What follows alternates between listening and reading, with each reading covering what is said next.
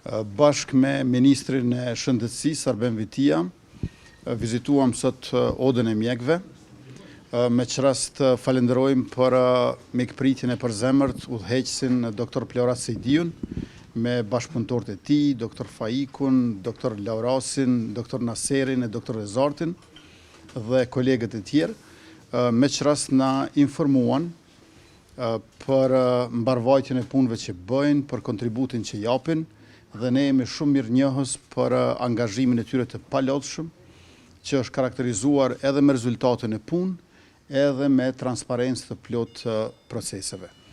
Në njërën anë, kanë vetë financim breslënës, kanë kursime të theksuara që kanë arritur në mbi 1 milion euro gjatë tyre 8 viteve, por gjithashtu kanë siguruar edhe donacione ndërkombëtare, të cilat kanë mundësuan që të kryejnë më shumë punë se sa që është menduar më herët.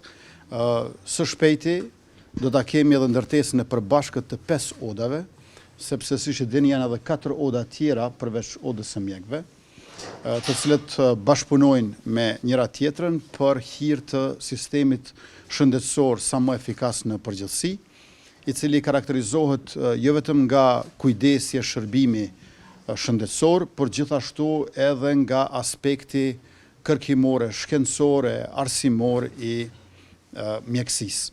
Në përgjithësi, oda e mjekëve deri më tani i ka afër 5500 mjekë të licencuar, me që rast duhet përmendur që rreth 150 janë të komuniteteve jo shumicë, dhe lajmi fort interesant është që në 6 muajt e fundit janë rreth 50 mjekë të komunitetit serb që janë licencuar nga oda e mjekëve, pra që po inkorporohen në sistemin ton të shëndetësisë, gjithnjë për hir të pacientëve pa dallim etnie. Lajm tejet i mirë është që ka rënje të theksuar edhe të largimit të mjekëve, por gjithashtu edhe të kërkesave për shërim jashtë vendit, dhe unë besoj që bashkëpunimi i ngushtë midis odës së mjekëve edhe Ministrisë së Shëndetësisë e ka sjellur një rezultat të këtillë.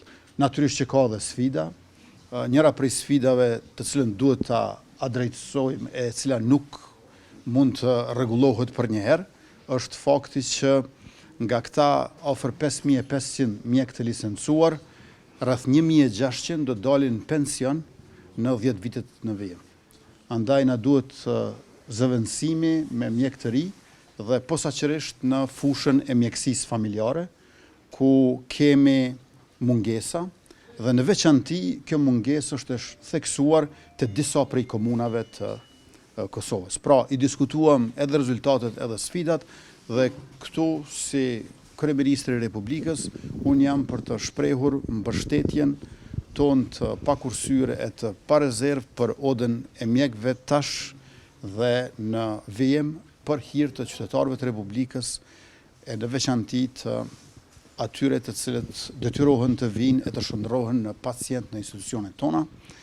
Jemi duke forcuar përveç transparencës edhe llogaridhënien institucionale, ashtu që siç e tha edhe Dr. Pleorati, çdo pacient nga qytetari i Republikës në sistemin tonë shëndetësor është pacienti i institucionit publik e jo i doktorit të përveçëm. Edhe një herë faleminderit shumë. Sot patëm kënaqësinë të kemi mysafir kryeministrin e Republikës së Kosovës.